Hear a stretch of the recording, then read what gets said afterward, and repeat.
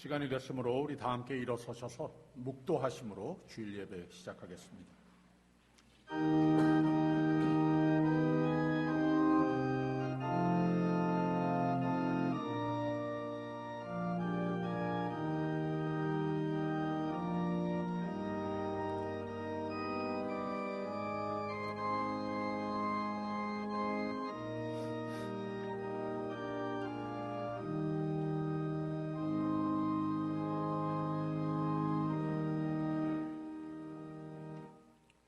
너희는 마음에 근심하지 말라.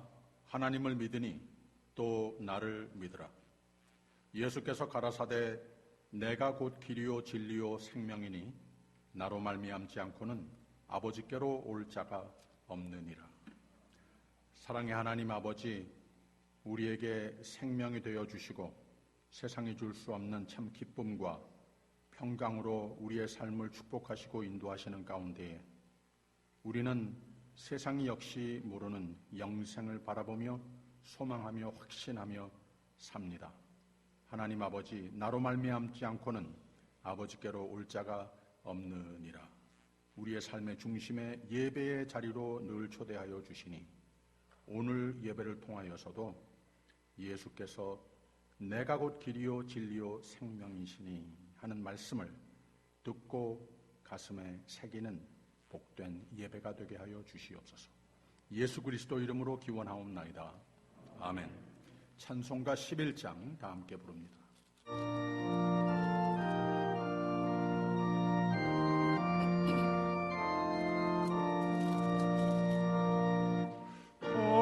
거룩한 주님께 예배를 드리네.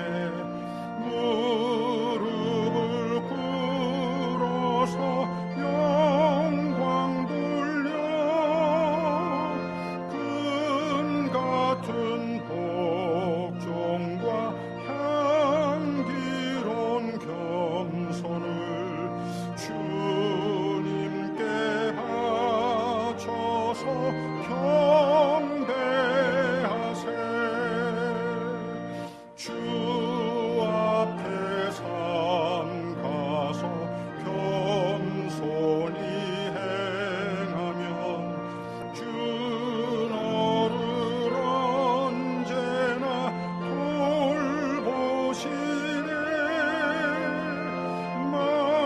말씀엔 위로와 기도의 응답을 내 갈 길 바르게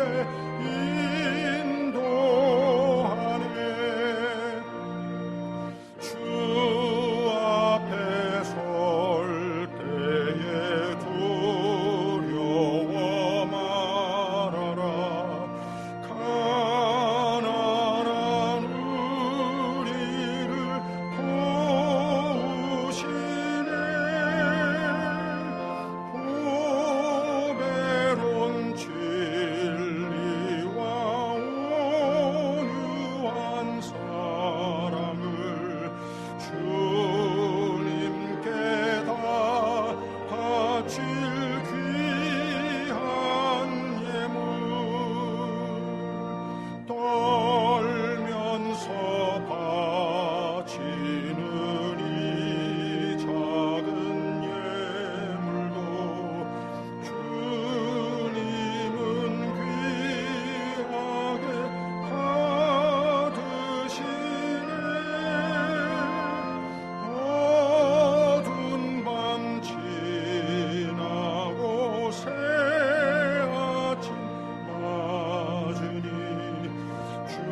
주님과 소망을 늘 주시네.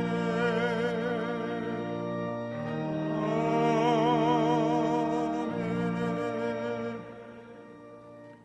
전능하사 천지를 만드신 하나님 아버지를 내가 믿사오며 그 외아들 우리 주 예수 그리스도를 믿사오니 이는 성령으로 잉태하사 동정녀 마리아에게 나시고 본디오 빌라도에게 고난을 받으사 십자가에 못 박혀 죽으시고 장사한 지 사흘 만에 죽은 자 가운데서 다시 살아나시며 하늘에 오르사 전능하신 하나님 우편에 앉아 계시다가 저리로서 산자와 죽은 자를 심판하러 오시리라.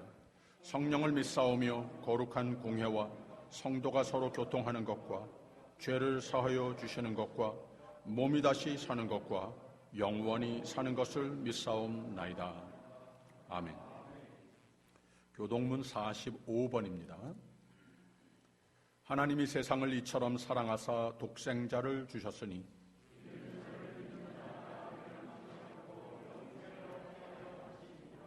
하나님이 그 아들을 세상에 보내신 것은 저로 말미암아 세상이 구원을 받게 하려 하심이라. 믿지 아니하는 자는 하나님의 독생자의 이름을 믿지 아니하므로 그 정죄는 이것이니 곧 빛이 세상에 왔으되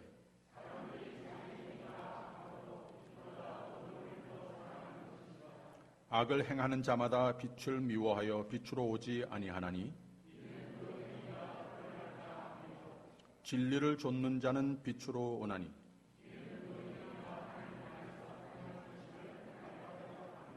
아멘. 다 앉아주시고요. 찬송가 74장 부른 후에 진종만 장로님 기도해 주시겠습니다.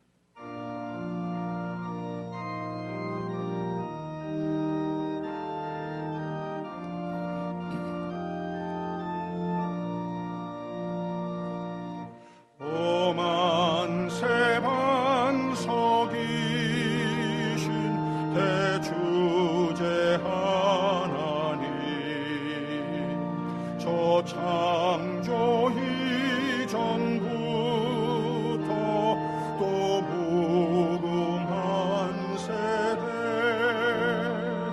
한없는 영광 중에 그 보좌 있으니 큰 환난 풍파라도 흔들지 못하네. 인생 사는 것이 뜬 구름 같으며 저 푸른 동산 속에 꽃송이가 떠다 불 위에 이슬 갖고 꿈같이 잠들어 이 세상 모든 영광 곧 사라지도다. 한없는 사랑으로 불한결 같으신 주 자비 베푸시고 큰 은혜 내리사 내 평생 짧은 세월 빛나게 살도록 참빛인 성령으로 날 채워주소서.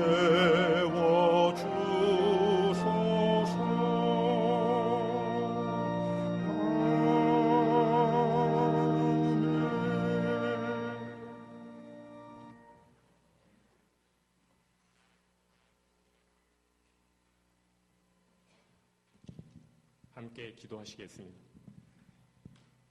전능하시고 거룩하신 하나님 아버지, 우리를 죄와 사망에서 구원하여 주시고 천사도 흠모하는 하나님의 자녀 삼아 주신 은혜에 감사와 찬송과 영광을 돌립니다. 오늘 이 시간의 예배가 신령과 진정으로 드리는 산 제사가 되게 하시고 허락하신 말씀 가운데 들려오는 하나님의 음성을 듣는 은혜로운 시간이 되게 하여 주옵소서. 긍휼하신 주님, 지난 한 주간도 세상 가운데 살면서 하나님의 자녀다운 구별된 삶을 살지 못하고 세상과 타협하며 교만하고 이기적인 삶을 살았음을 이 시간 고백합니다. 믿음이 부족한 우리를 긍휼히 여기시고 용서하여 주옵소서. 우리를 세상과 구별하사 거룩한 성도가 되게 하시고 우리의 믿음이 다시금 새로워지게 하셔서 구원의 확신과 구속의 은총에 대한 감사가 넘치게 하옵소서. 사랑의 주님, 이 시간 주님의 은혜를 사모하며 간절한 마음으로 예배드리는 성도들에게 한량없는 자비를 베풀어 주옵소서. 특별히 육신의 질병으로 고통받는 성도들에게 치유의 은총을 내려주시고 믿음이 부족한 성도들에겐 굳세고 담대한 믿음을 허락하여 주옵소서. 예배드리며 찬양하는 가운데 성령의 위로가 넘치게 하시고 간절히 기도하는 가운데 계시의 은총이 충만케 하여 주시옵소서. 사랑의 주님, 올 한 해도 우리의 삶 가운데 동행하여 주시고 인도하여 주시니 감사합니다. 주님의 은혜가 아니면 한날 한시라도 살 수가 없었던 지난 날들을 돌이켜보면서 여러 가지 감사의 제목들을 헤아려 보기를 원합니다. 예수 그리스도를 우리의 구주로 영접할 수 있는 은총을 베풀어 주셔서 구원받게 하시니 감사합니다.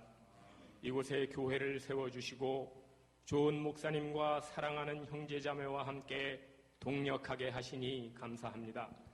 사랑하는 가족을 주시고 부모를 섬기게 하시며 맡겨주신 자녀들을 사랑 가운데 믿음으로 양육하게 하시니 감사합니다.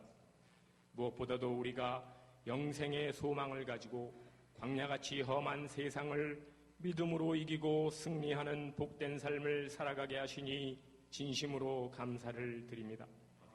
은혜로우신 주님, 결실과 감사의 계절을 맞이하여 주님의 몸된 교회도 감사가 넘치는 공동체가 되기를 소망합니다.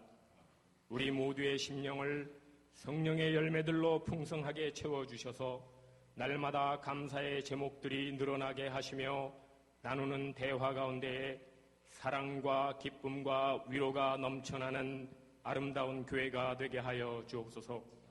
말씀을 통해서 역사하시는 주님, 이제 주님께서 귀하게 쓰시는 말씀의 종 김성수 목사님께서 하나님의 말씀을 선포하실 때에 성령의 능력으로 역사하여 주셔서 생명의 말씀을 전하시기에 조금도 부족함이 없게 하옵소서.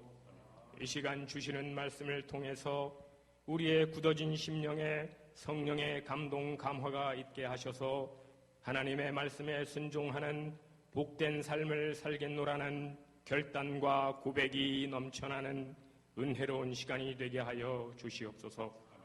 오늘도 예배를 돕는 헌신의 손길들 기억하시고 축복하여 주시며 쉬운 성가대의 정성 어린 찬양을 통해 홀로 영광 받으시기를 간절히 바라오며 이 모든 말씀 우리를 구원하신 예수님의 이름으로 기도하옵나이다. 아멘.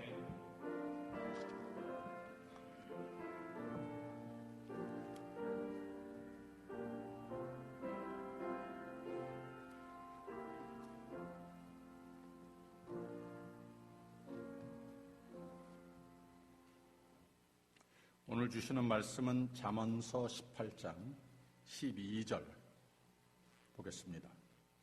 우리 다 함께 한 목소리로 합독합니다.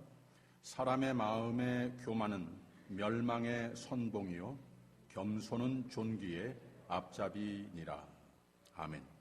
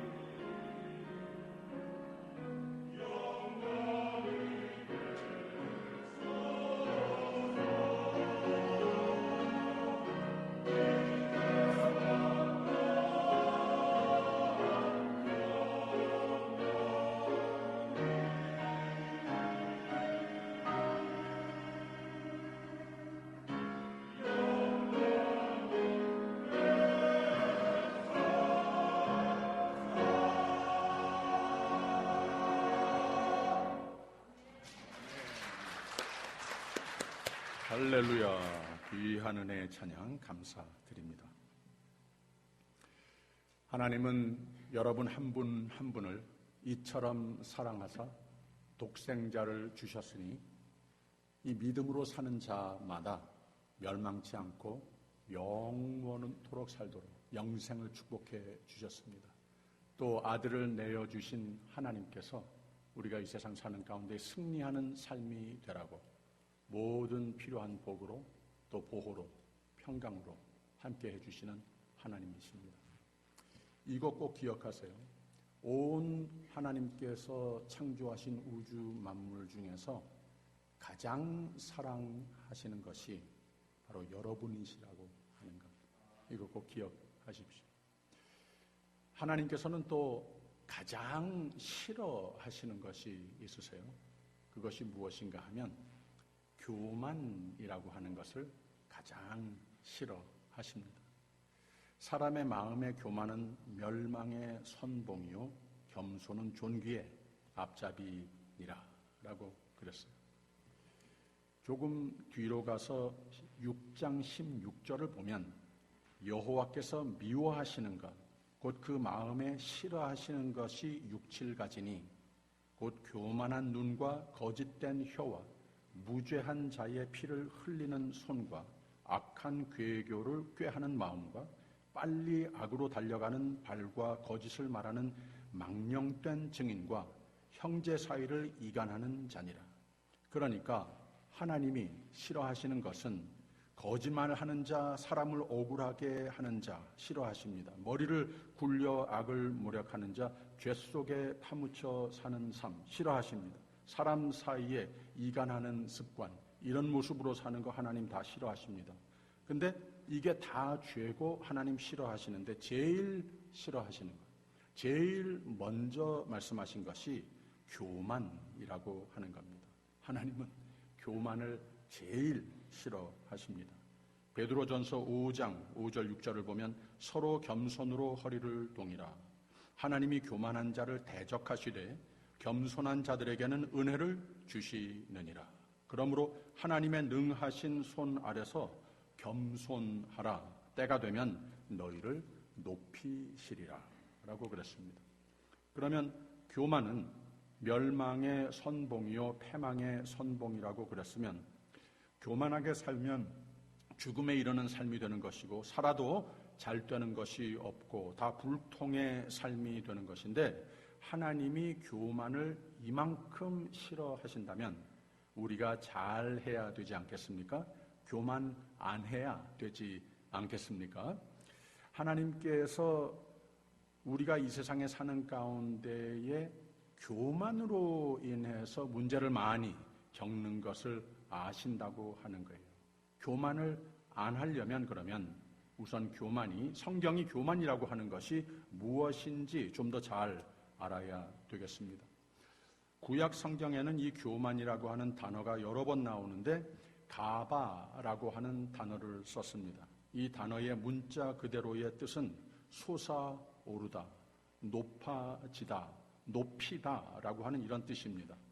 자신을 남들보다 높이는 것을 말합니다. 이게 사람에게 적용이 됐을 때에. 근데 교만을 왜 하나님이 그렇게 싫어하시는가 하면 사람이 다른 사람과 관계 속에서, 인간관계 속에서 자신을 높이는 데에만 교만이 들어서는 것이 아니고 하나님 앞에서도 교만한 것으로 성경은 하나님께서는 하나님 앞에 대놓고 그럴 때도 물론이지만 모든 사람들 가운데 이 교만이라고 하는 모습이 자꾸 드러나면 하나님께서 그 성품을 하나님께 향하여 교만한 것으로 간주하신다고 하는 말입니다. 그렇게 대놓고 말하지는 않지만 자신을 축혀 올린다든가 이런 야망을 안고 사는 사람은 하나님께 향한 믿음의 중점을 두고 사는 것이 아니라 나 자신을 믿고 의지하고 살려는 자세가, 이게 문제가 되는 겁니다. 그래서 우선 왜 교만이 하나님께서 가장 싫어하시는 죄인가 하면은 하나님께 향하여야 할 믿음을 타협하는 삶이 되기 때문에라는 겁니다. 그래서 하나님이 그 사람을 미워하는 것이 아니고, 사람을 미워하는 것이 아니고 패망으로 멸망으로 그 삶을 몰아가는 그것, 그 마음에 들어가 자리를 잡은 교만, 이걸 미워하신다는 겁니다. 첫 인간의 죄 지은 것이 무엇이었는지 아십니까? 교만의 죄였습니다. 사탄이 거짓말의 영이라고 말씀 나눴죠. 무슨 거짓말을 하는가 하면 하와에게 하나님이 너희에게 거짓말하신 거다. 거짓말을 했습니다. 너희가 저 나무의 실과를 따먹으면 죽는다 그러셨지? 아니라고. 하나님이 왜 그런 말을 하셨는가 하면 그 실과를 먹으면 너희도 하나님같이 똑같이 되는 거야. 먹어봐. 이게 뱀이 무엇을 한 건가 하면 교만이라고 하는 죄를 하와의 마음속에 불어넣은 겁니다. 아, 내가 하나님같이 될 수 있는 거구나. 하나님 의존하지 않고 내 생각대로 내 멋대로 멋진 생애를 충분히 만들 수 있는 거구나. 하나님 앞에 늘 물어보고 마음에 안 드는 말 들어야 하고 하고 싶은 일도 못하고 하지 말라는 것은 너무 많고 여기서 다 해방될 수 있는 거구나. 하나님께 그리 믿고 의존하고 순종하지 않아도 된다고?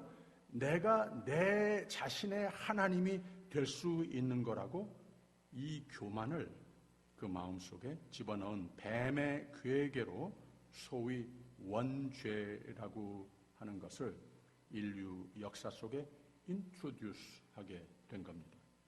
이렇게 교만이라고 하는 죄는 모든 인간 속에 있어서 그래서 이 교만이라고 하는 것을 떨쳐버리기 쉽지 않은 것이라고 하는 거예요.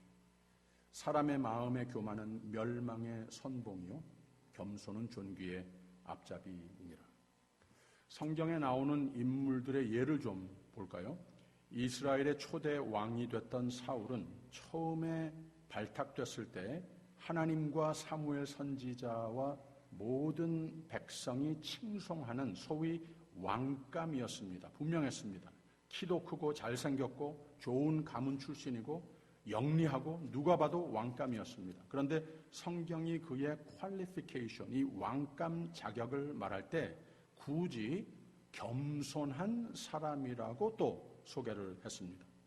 근데 이 사울이 그 마음에 교만이 들어섰을 때, 그 겸손의 성품이 사라졌을 때 내가 누군지 내가 뭘 하는 사람인지 다 잊어버렸습니다.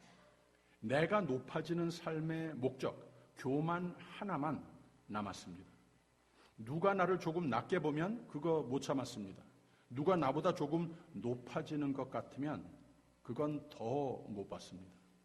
그래서 자신의 충신이 됐던 다윗마저도 죽이려고 여기에만 모든 생각과 에너지를 다 퍼부었습니다. 그러더니 하나님도 그를 버리시고 사무엘도 그를 떠나고 결국은 아주 심각한 정신병마저 앓다가 나라도 다 망가뜨리고 자신의 가문, 자기 자신을 패망과 비극의 멸망으로 몰고 가고 말았습니다.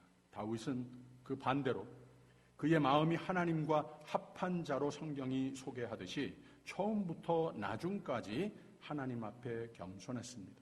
사람 앞에 겸손한 사람이었습니다. 그래서 그 삶이 겸손은 존귀의 앞잡이니라 말씀 그대로의 삶이 됐습니다. 물론 그의 삶 속에 두 가지 큰 죄가 있었죠. 근데 이 두 가지 죄 다 교만이 그 마음에 들어섰을 때 지은 죄들이었습니다. 보세요. 밧세바와 지은 죄, 그 남편까지 죽게 한 죄, 모두가 언제 지은 죄인가 하면은 그때까지의 배경을 좀 보세요. 다윗이 이스라엘 왕이 된 후에 여전히 겸손했습니다. 하나님을 믿고 의지하여 예루살렘을 싸워서 회복을 했습니다. 그의 믿음과 겸손을 하나님이 백성이 인정했습니다. 나라가 번영했습니다. 그의 가문 다 하나님께서 크게 축복하셨습니다. 블레셋과 전쟁을 치러서 승리했습니다. 하나님의 궤를 다윗의 성으로 옮겨왔습니다. 그렇게 올라갈 대로 올라갔는데도 다윗은 여전히 하나님 앞에 겸손했습니다. 내가 이렇게 왕으로 궁에 거하는 것이 하나님 앞에 너무 부끄럽다. 하나님을 위해서 하나님의 집 성전을 건축해야지 않겠는가. 겸손한 마음이 변하지 않았습니다. 하나님은 참 고마운데 내 삶을 통한 내 계획은 좀 다르다. 나라를 좀 더 경고케 하는 일이고 나중에 내 아들이 내 집을 짓게 할 것이라고 기뻐하시면서 다윗을 더욱 축복하셨습니다. 겸손이 존귀의 앞잡이니라. 말씀 그대로 됐습니다. 그때 다윗이 기도한 내용이 있는데 사무엘하 7장에 그저 겸손뿐이었습니다. 하나님, 내가 무엇이건데 나를 이렇게 축복하십니까? I don't deserve any of this. 그러면서 오직 다 하나님의 은혜시라고 오직 신정체제의 나라를 다시 확고하게 고백을 드리는 하나님이 왕이십니다. 라면서 겸손과 충의의 기도를 드렸습니다. 하나님, 나 변하지 않겠습니다. 오직 하나님만이 왕이신 나의 삶, 나의 나라 잘 지키고 백성들도 이렇게 가르치겠습니다. 기도를 하면서 하나님의 영원하신 복을 확신했습니다. 그 후로도 모든 전쟁 다 이겼습니다. 그 겸손의 성품으로 나라를 다스리고 그것도 모자라 무비보셋이라고 사울의 손자 요나단의 아들을 수소문해서 이 아주 몹시 몸이 약해져서 아무것도 하지 못하는 사람이 됐는데 이 사람마저도 찾아내서 자기의 왕자로 삼기까지 했습니다. 하나님 앞에 사람 앞에 겸손으로 살더니 하나님께서 축복하셨습니다. 근데 다윗이 바로 이 시점에서 지금까지 잘하기만 했는데 마음이 좀 나태해졌습니다. 하나님의 마음과 합한 자의 마음을 잘 지키지 못했습니다. 바로 이때 사탄이 교만이라고 하는 마음을 그 속에 집어넣어서 밧세바하고 큰 죄를 짓게 하고 그 후로 꼬리 물고 또 꼬리 물고 해서 자기 자신의 충신이었던 우리아가 죽게까지 하는 죄를 저질렀습니다. 오늘 말씀 그대로입니다. 사람의 마음의 교만은 멸망의 선봉이요. 어느 유명한 운동선수가 이런 이성관계의 죄를 짓고 나서 후회하면서 한 말이 내가 이렇게 크게 성공을 했기 때문에 이 성공의 대가로 내가 이런 거 해도 괜찮은 이런 특권이 주어진 사람으로 나는 착각을 했다. 교만이 나를 죄짓게 했다라고 고백을 했습니다. 다윗에게 물론 아들을 잃는 이거보다 더 큰 아픔이 세상에 어디 있겠습니까? 이런 벌을 주셨습니다. 그 다음에는 다윗의 죄가 인구조사였습니다. 자신의 군사력을 좀 파악하고 자신이 얼마나 대단한 사람이 왕이 됐는가 좀 과시하고 싶은 이런 마음으로서 그랬다는 거죠. 이걸 하나님이 싫어하셨습니다. 왜 그런가 하면 지금까지 보지 못했던 그 교만이 보이는 게 너무 싫으셨어요. 하나님이 지켜주셔야 하는 나라가 견고케 세워진다고 하는 믿음을 제쳐놓고 교만. 내가 이래봬도 이만큼 강한 왕이 됐구나. 이런 교만한 마음이 하나님의 벌을 받아서 수많은 백성이 병으로 죽게까지 됐습니다. 이걸 나중에 깨달은 다윗이 시편 20편의 회개이자 겸손의 회복의 말로 이렇게 기록을 했습니다. 여호와께서 자기에게 속한 바 기름을 부음받은 자를 구원하시는 줄 이제 내가 아노니 그 오른손으로 구원하는 힘으로 그 거룩한 하늘에서 저에게 응낙하시리로다. 사람들이 혹은 병거 혹은 말을 의지하나 우리는 여호와 우리 하나님의 이름을 자랑하리로다 라고 고백을 했습니다. 그래서 역시 겸손은 존귀의 앞잡이이니라. 겸손이 하나님의 축복의 손길을 회복하는 경우가 된 겁니다.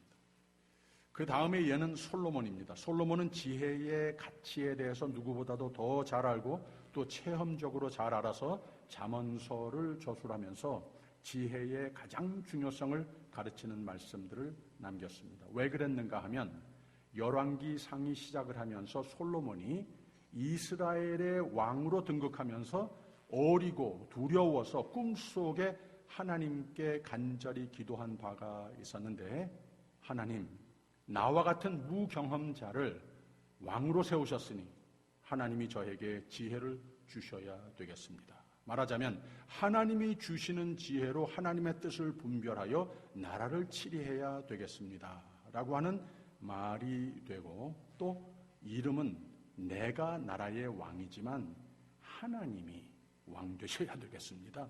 하나님의 지혜와 권세로 하나님이 왕이 되셔야 하겠습니다. 이 요청을 한 겁니다. 그랬더니 그 마음이, 그 겸손이 하나님의 마음에 꼭 드신 겁니다. 솔로몬이 그것을 구하매 그 말씀이 주의 마음에 맞은지라 라고 그랬습니다. 이어서 하신 말씀이 그 기도 참 잘한 거다. 내가 나의 지혜를 또 총명을 너에게 주어서 가장 훌륭한 왕으로 내가 너를 세워주리라 약속을 하십니다. 더 나아가서 내가 또 너의 구하지 아니한 부와 영광도 내게 주노니 이런 면으로도 모든 왕 중에 내가 뛰어날 것이다 라고 약속을 하셨습니다. 이 솔로몬과 하나님 사이에 일어난 대화는 우리 모두 다 세상 사는 가운데에 열심으로 일하는 것도 중요하고, 많은 사람이 돕고 모든 여건이 잘 어우러져서 성공하고 부도 모으고 영광도 누리고 보람된 생애를 꾸려 나가는 것이지만, 이 모든 여건들은 확실치 않고 한계가 있는 것이라고 하는 말입니다. 또 판단을 잘못해서 모든 노력과 계획이 오히려 나의 꿈들을 다 무너뜨리게 하는 경우도 있지 않습니까? 그래서 우리의 기도와 가장 거기에 가치를 두고 노력하여야 하는 것이 무엇인가? 지혜라고 하는 말입니다. 이 신약의 용어로서 지혜를 번역을 하자면 성령이라고 하지 않았습니까? 바로 성령의 인도하심, 이 하나님 앞에 겸손이라고 하는 말입니다. 솔로몬이 겸손으로 하나님의 지혜, 성령의 인도하심을 의존하겠노라고 기도한 겁니다. 그랬더니 하나님이 그의 삶의 왕이 되셔서 하나님이 하나님 마음대로 축복하시는 삶이 된 것을 신앙 고백하면서 가르친 책이 잠언서라고 하는 말입니다.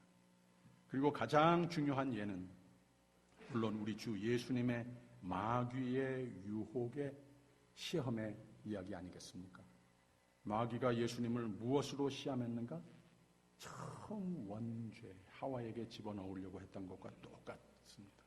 교만으로서 시험을 했습니다. 첫째 시험, 돌들이 떡 되게 해보라.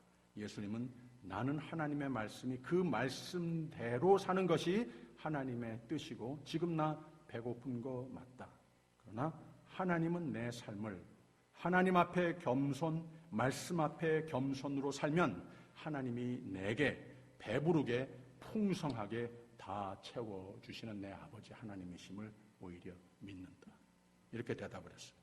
둘째 시험은 성전 꼭대기에서 뛰어내려 봐라 라고 그랬어요. 다치지 않을 거야. 해봐라. 예수님은 하나님을 내 자신을 높이기 위해서 하나님을 시험하고 선풍적인 센세이셔널리즘, 신비주의 이런 하나님으로 믿지 않는다. 나의 높아짐을 위해서 신앙을 사용하는 것 아니다. 셋째, 대놓고 이번에는 마귀가 하나님을 떠나라고 그럽니다.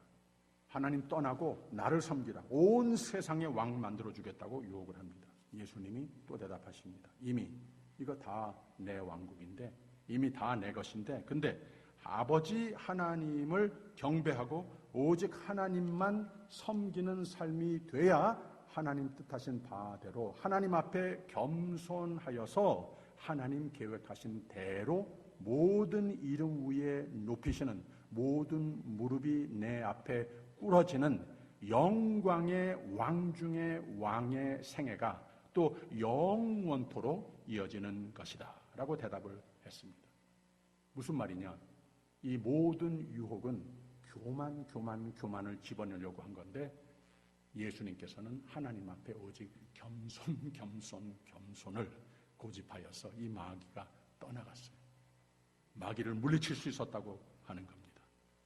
사람의 마음의 교만은 멸망의 선봉이요 겸손은 존귀의 앞잡이니라. 성 어거스틴이 이런 말을 했습니다. 신앙의 기본은 첫째가 겸손이다. 둘째도 겸손이다. 셋째도 겸손이다. 오늘은 하나님 앞에, 사람 앞에 겸손이 얼마나 중요하고 교만은 얼마나 위험한 것인가를 말씀을 통해서 가르쳐 주십니다. 자신을 내세우거나 높이려고 하는 의도는 오히려 자신을 넘어뜨리게 하는 것이고, 자신을 낮추는 삶이 되면 하나님이 높여주시고 사람들의 높임도 받는다라고 하는 진리, 예수님에 대해서, 성도의 삶에 대해서 가르치시는 바입니다. 그래서 예수님은 마태복음 23장에 누구든지 자기를 높이는 자는 낮아지고 누구든지 자기를 낮추는 자는 높아지리라 라고 가르치셨습니다. 겸손이 이만큼 복된 삶의 원동력, 근원이 되는 겁니다. 교만이 이만큼 무서운 겁니다. 혼자 생각의 죄, 겉으로 나타나는 죄, 점점 더 거짓으로 숨기려고 점점 더 큰 죄를 마다하지 않고 저지르게 됩니다. 마음과 삶과 남에게 끼치는 불안과 멸망을 거듭 치르며 살아야 합니다. 세상에는 교만의 죄로 넘어지고 떨어지는 예들이 참 많습니다. 성서 인물들도 봤습니다마는 인류 역사 속에 정치계의, 미디어의 유명 인사들, 하물며 교계 인사들 중에도 안타깝게도 참 많습니다. 이성 관계뿐만이 아니고 돈 때문에 또는 권력 때문에 이 교만이 사람을, 좋은 사람을 이렇게 망가지게 하는 경우가 참 많습니다.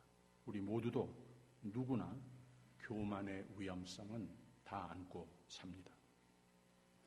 오늘 예배 시간에 예수 그리스도의 겸손으로 우리가 구원을 얻음을 감사하며 예수를 닮는 삶을 하나님 앞에, 사람 앞에 최선을 다하여 하나님의 높이심을 위해, 하나님의 사랑을 확신하기 위해, 하나님의 축복을 확신하기 위해 겸손의 삶을 하나님께서 우리에게 가장 값진 마음에 지녀야 할 성품으로 주셨다고 하는 것을 꼭 기억하시기를 바랍니다.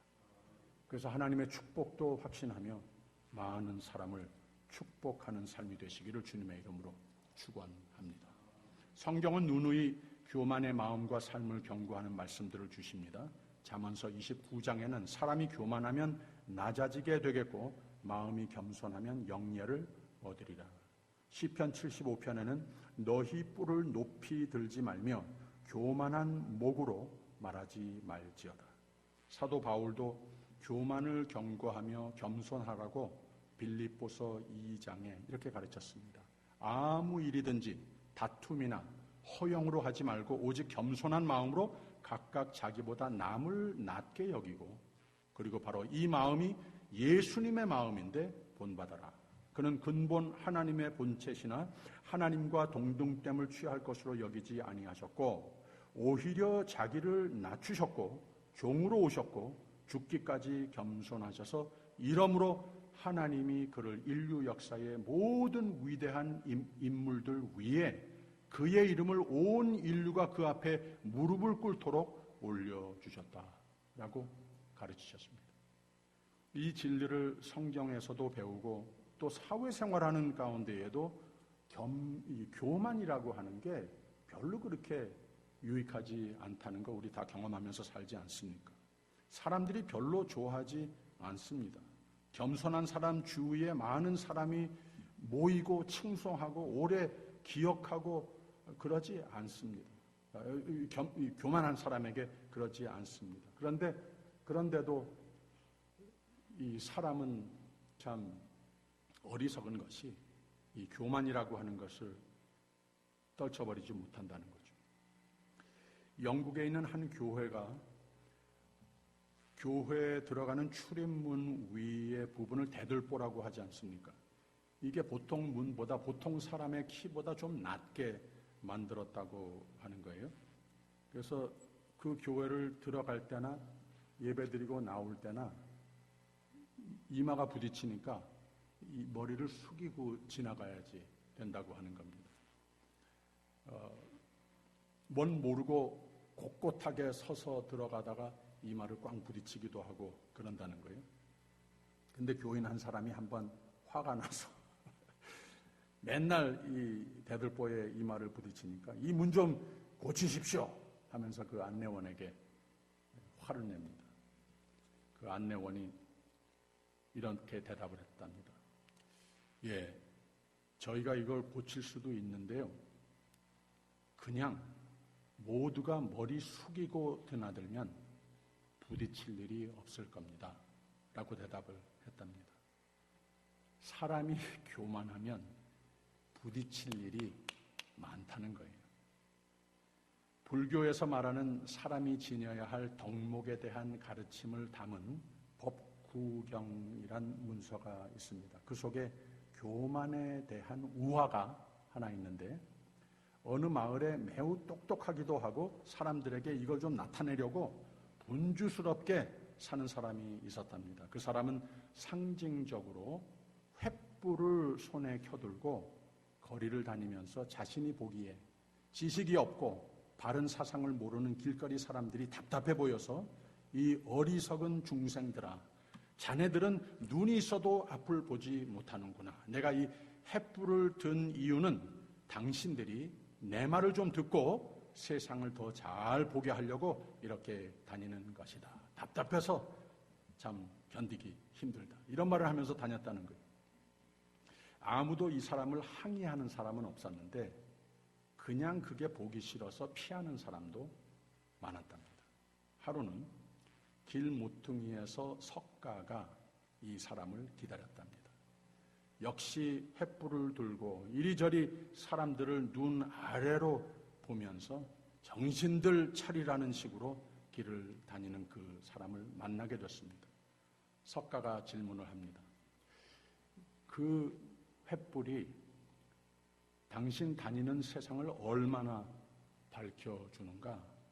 그 사람이 대답합니다. 글쎄요, 뭐 좀 효과가 있겠죠. 근데 솔직히 사람들이 오히려 나를 피합니다. 석가가 다시 말합니다. 사명의 법을 아는가? 처음 들어보는데요. 모르겠는데요. 하니까 이 사명은 4가지 빛이라고 하는 뜻이다. 세상을 밝혀줄 빛은 첫째, 자연의 조화를 밝히는 빛이 되라. 둘째, 올바른 몸가짐으로 주위를 밝히는 빛이 되라. 셋째, 사랑과 온유로 사람들의 마음을 밝혀줘라. 넷째, 겸손으로 낮은 곳에 사는 이들을 일으켜주는 빛이 되라. 이렇게 살면 그 무거운 횃불 들고 다니지 않아도 될 것이다. 내 삶이 횃불이 될 것이다. 권면을 했답니다. 예수님이 가르치신 진리를 비슷하게 말한 거죠. 너희는 세상의 소금이라, 너희는 세상의 빛이라. 소금의 말, 빛의 말이 되라 그러지 않으셨어요? 너희의 삶이 이 소금과 빛이 된 삶을 강조하셨습니다. 그리고 나중에 제자들에게 부탁하신 말씀은 사랑과 배려와 겸손을 강조하시면서 이런 열매가 보여지는 삶이면 세상이 너희를 보고 내 제자인 줄 알리라 라고 그랬어요. 삶이 하나님의 사랑의 빛, 생명의 빛을 바라는 삶이 되는 거라고 가르치셨습니다. 겸손의 가치를 가르치셨습니다. 그런데도 예수님의 제자들은 이런 진리를 알면서도 노상, 서로 누가 더 높으냐, 서로 누가 예수님의 수제자냐 생각으로 가득 채워서 예수를 따르기는 한데 누가 물어보면 Yes, I'm Christian 대답은 할 줄은 아는데 진정 세상의 빛이 되기는 아직 멀었다고 생각이 되셔서 가장 마지막에는 예수님께서 제자들 앞에 무릎을 꿇고 발을 씻어주시면서 바로 이렇게 살아야 된다.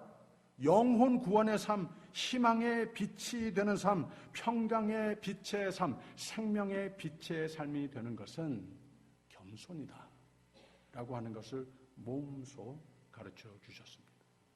겸손이란 캐릭터를 예수님은 자신을 가리키는 가장 값지고 능력이 되는 덕목으로 삼으셨고 그 세대나 오늘이나 예수 그리스도의 제자로서의 삶, 하나님이 귀하게 기쁘게 여기시고 축복하시고 축복의 손길로 쓰시는 삶이 되라고 가르쳐 주셨다고 하는 겁니다.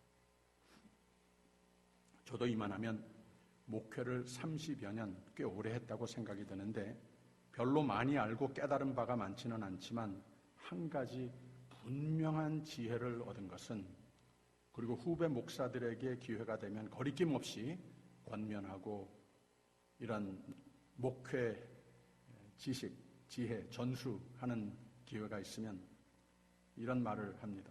지식보다 지혜를 쌓아라. 이득을 보는 것보다 손해를 많이 보아라. 존경받기보다는 사랑을 헤프게 많이 해라. 그리고 교만 조심해라. 겸손해라. 누구 앞에서나 어른들 앞에서는 물론이지만 어린 아이들 앞에서도 겸손해라. 무턱대고 겸손해라. 그리고 다른 것 다 잊어버려도 겸손만은 잊지 말아라. 뭘 갖춘 것이 많이 없어도 겸손한 사람이 성공하더라. 이런 말을 해주곤 합니다. 저 자신도 아직까지 자주 잊어버리고 회개하고 노력하는 바가 바로 이겁니다. 아마 주님 만나는 그날까지 노력해야 될 것 같습니다. 또 한 가지 제가 깨달은 지혜는 제가 섬긴 성도님들 중에 모든 것이 다 잘 되고 영과 육으로 건강하시고 집안, 생업, 교회 생활, 자녀들 다 잘 되고 행복하시고 하나님이 축복하시는 사람들이 또 다 좋아하고 존경하는 사람들은 모두가 다 다양한 라이프 백그라운드를 가지고 계신데 한 가지 분명히 제가 본 것은 백발백중 그 모든 사람이 하나같이 겸손한 사람들이었습니다. 교만이 때로는 설득력, 지도력, 사람을 따르게 하는 존경의 대상이 되기도 하는데 사실 세상이 그런 모습인지는 모르지만 교회는 그런 경우 단 한 번도, 단 한 사람도 못 봤습니다. 교만, 자신을 남 위에로 높이는 사람, 자신이 이룬 것으로 자만심을 지닌 사람, 여기서 보람을 찾는 사람, 잠깐은 사람의 부러움의 대상이 될런지는 몰라도 시기의 대상이 될런지는 몰라도 두고 보면 많은 사람의 존경은 못 받습니다. 그런 모습으로 살며 변함이 없으면 그 주위에 사람이 떠나고 다 금방 잊어버리는, 적어도 잊어버리고 싶은 사람이 됩니다. 사람이 주로 교만한 사람은 기억에 두지 않습니다. 근데 겸손한 사람은 사람들의 기억에 오래오래 남습니다. 많은 이들이 그 성품을 고마워하고 모방하려고 합니다. 가장 중요한 것은 하나님이 기뻐하시는 삶이 됩니다.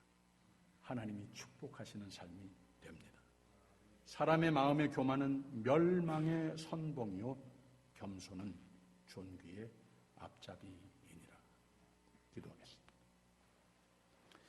예수께서 하늘의 보좌를 뒤로하고 이 낮은 땅에 오셔서 우리의 죄와 죽음을 대신 다 지시고 진정한 겸손으로 때로는 많이 교만한 우리를 구원하여 주시니 감사합니다. 겸손으로 더욱 굳센 믿음이 다져져서 변함없으신 하나님의 사랑과 은혜, 복과 보호로 늘 승리하는 하나님의 사람들로 살게 하시옵소서. 겸손으로 많은 이들에게 천국을 선사하는 삶도 되게 하옵소서. 예수님 이름으로 기도합니다. 아멘.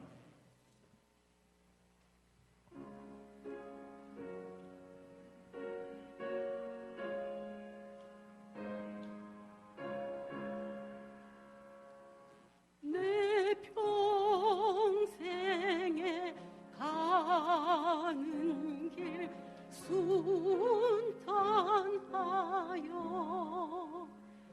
늘 잔잔한 강 가든지 큰 풍파로 무섭고 어렵든지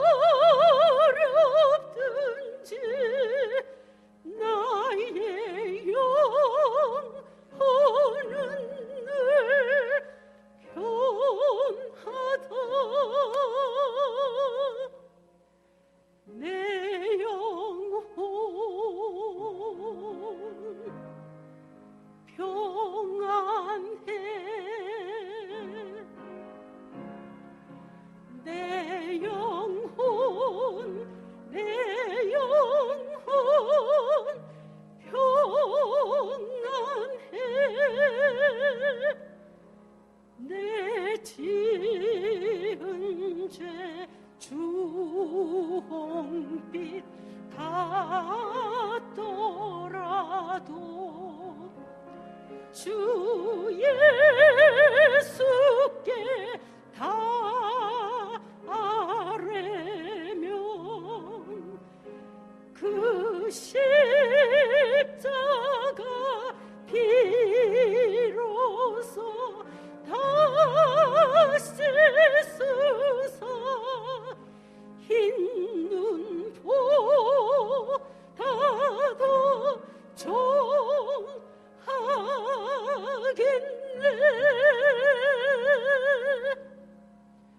내 영혼 평안해. 내 영혼 평안해.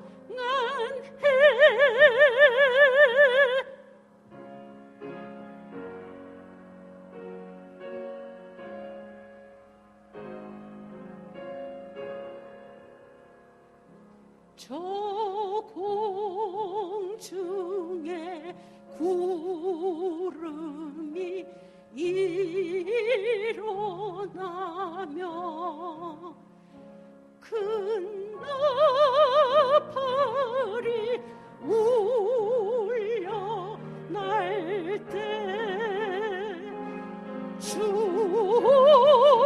주셔서 세상을 심판해도 나의 영혼은 겁 없겠네. 내 영혼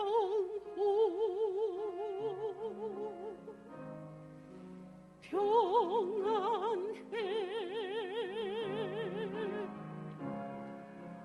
내 영혼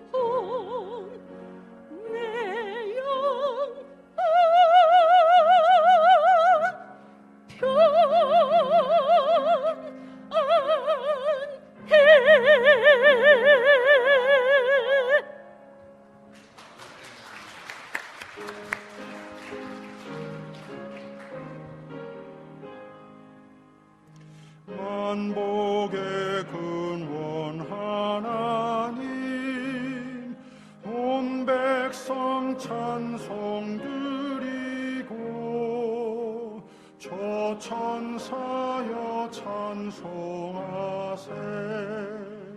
찬송 성자 성령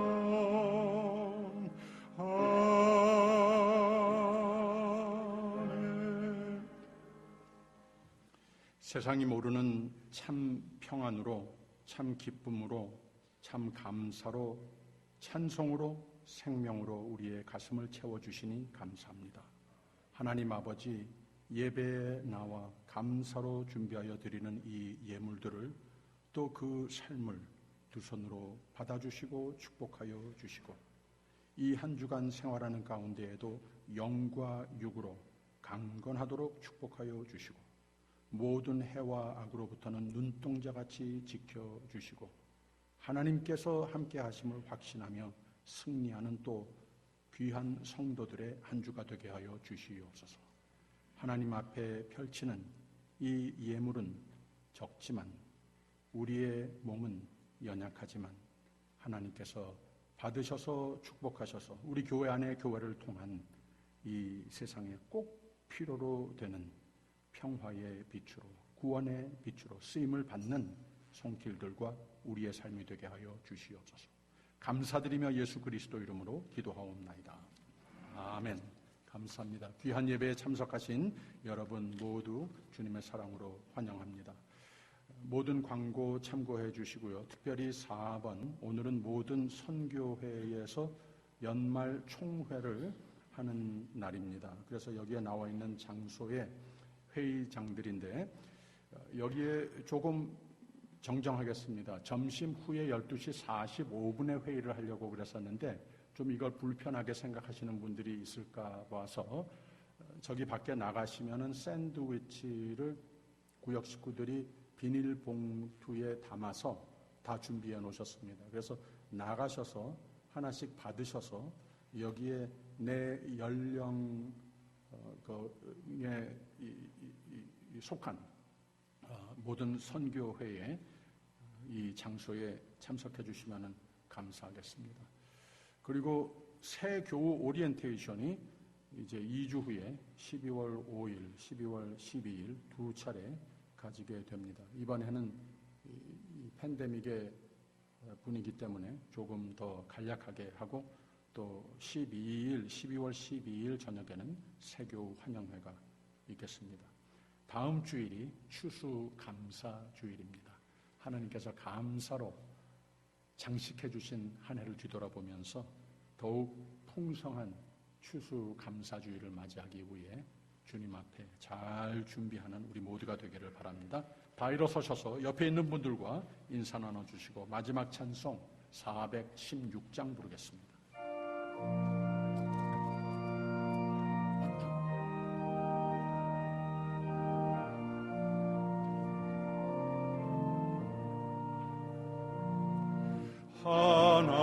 하나님은 외아들을 주시는 데까지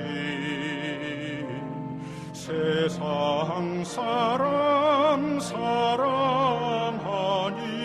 참 사랑이로다.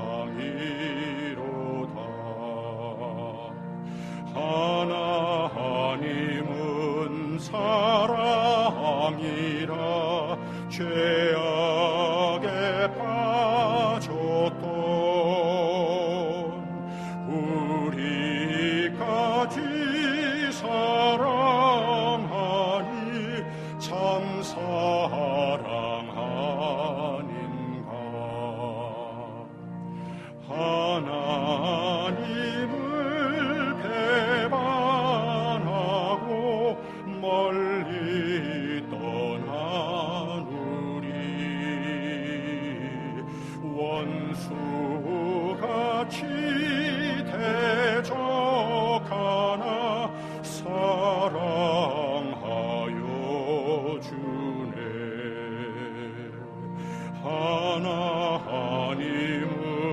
사랑이라 죄악에 빠졌던 우리까지 사랑하니 참 사랑 아닌가. 세상 죄를 사하시려 우리 죽을 대신 성자 예수 십자가에 고난 받으셨네. 하나님은 사랑이라 죄악에 빠졌던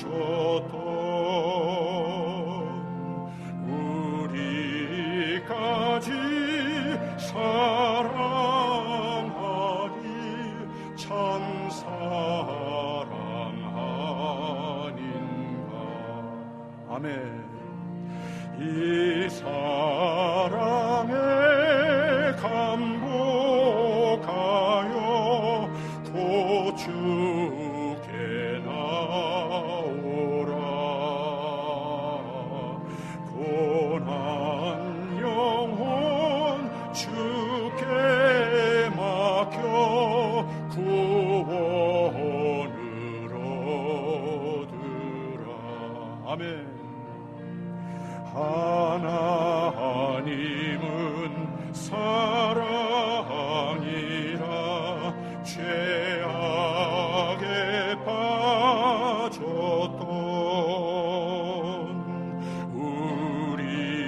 우리까지 사랑하니 참 사랑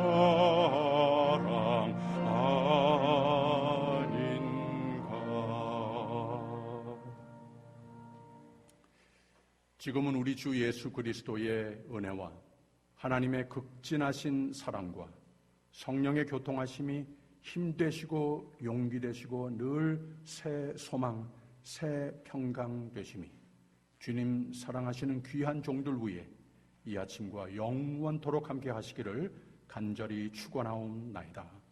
아멘.